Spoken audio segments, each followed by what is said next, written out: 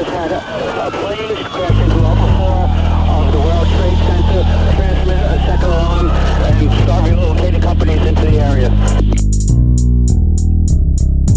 Everyone remembers exactly where they were when those planes hit the towers and they crumbled to the earth. Hit the news within an instant with numerous sponsors parading a catastrophe, brainwashing the herds. Gather up, circle round, war is looking mighty real now. One attack on our land, it's time to take a vow. Eliminate the terrorists that had nothing to do with this. Straight into Iraq, that was never where the problem is. They weren't looking for answers, they were looking for oil.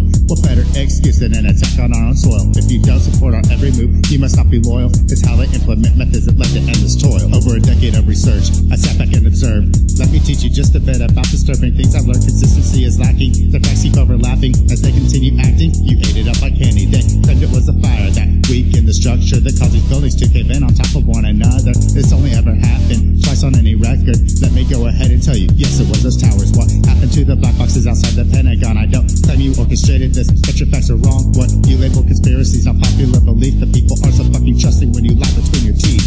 And all Iraqi military and civilian personnel should listen carefully to this warning. In any conflict, your fate will depend on your actions. Do not destroy oil wells, a source of wealth that belongs to the Iraqi people. This was no sudden move if you believe that you're a fool. This started long before Bush was reading at the school. Back in 78, we trained PDPA troops that contained major leaders of this terrorist group.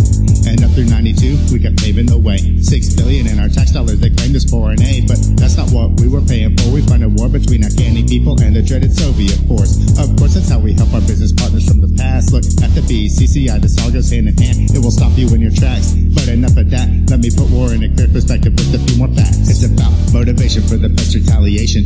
Wealth, pride, and religion are the roots of this foundation. How many bombs can we keep dropping on many civilizations? Before we see that it blows back on us, disrupting our nation. On that day 2000, that's a millions lost their lives. In what way does this make any sense to you or I? It's decisions on the lives. For freedom we must sacrifice. How do we feel so free? With the NDAA side, you're either with us or against us. That mentality's infectious, spreading through the masses like an intended epidemic. Pay respect to love what's lost, but don't turn a blind eye to the slaughters we partake in under reasons that they classify. A U.S. raid on al-Qaeda leaders in Iraq killed 19 suspected insurgents today, but the military said 15 civilians were killed as well, including 9 children.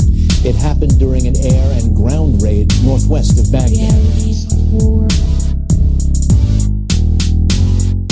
Obama's been in office, representative of peace? Yeah, right. War expenses doubled under his war policies. Send jumps on with bombs to solve problems overseas. But when one of them misfires, we maximize the casualties. Still operate Guantanamo. Another promise that was broken, took it one step further by locking up our own. It's been 11 years, still we live in fear.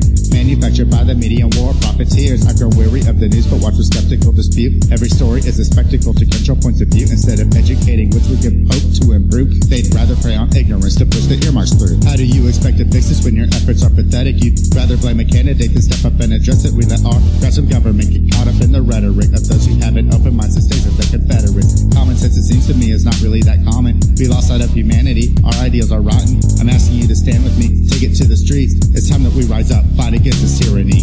The steps that we must take go far beyond this election. Neither Romney nor Obama are equipped with the credentials. Not one person is responsible, only a movement has potential to tear apart their lives and give the country back to people.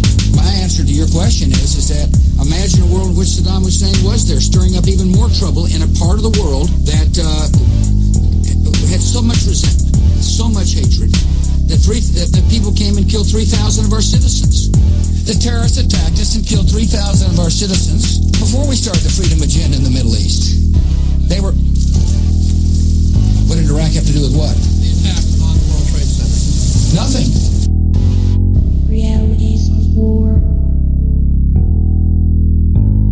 Realities of war. Terrorism. The use of violence and threats to intimidate or coerce, especially for political purposes. Think about it.